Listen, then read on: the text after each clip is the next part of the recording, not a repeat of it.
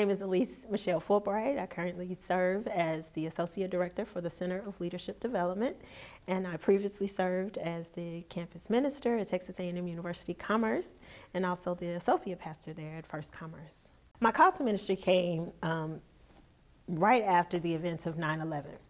Just looking and seeing the hurts of people, I sensed that God was calling me to help heal the hurt in some kind of way. In some kind of way, I wanted to be a part of the healing process.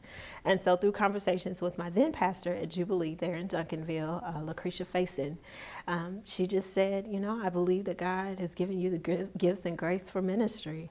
Initially, I did not want to hear that because that was not part of my long-range plan, not even a short-term plan. But to be ordained means that I am affirmed by the church to be able to do ministry for the church.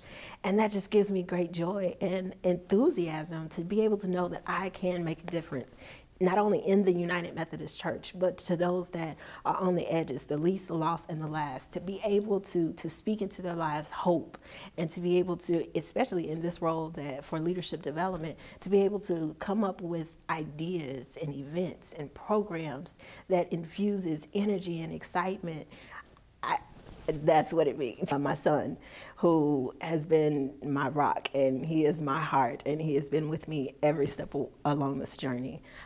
Would like to thank Dr. Patterson, Sharon Patterson. She was my pastor there at Jubilee, where she was able to show me and model for me that women can be in pastoral leadership.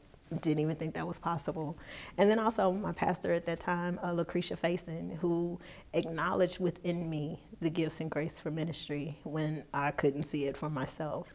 And then there is a host of other people, from the Dallas South DCOM to those that have mentored me through this process, those that have encouraged me, the people in Commerce, the students at the Wesley Foundation there in Commerce, there, and oh my goodness, there's a host of others. Thank you.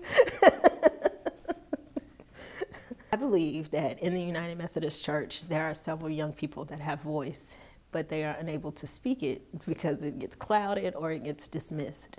I believe there is value in the young person's voice, be it youth or also young adults.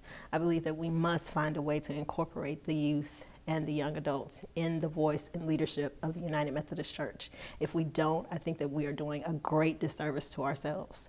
I believe that people often say, well, they're the church of tomorrow. No, they're the church of right now.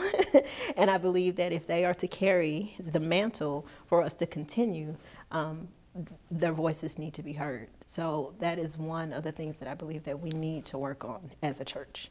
And I'm grateful that I have the opportunity to begin that process in the North Texas Conference. So just to speak a word of hope to someone who may be struggling with this, to think, oh, how am I going to do this? How am I going to invest all this time into this very long process?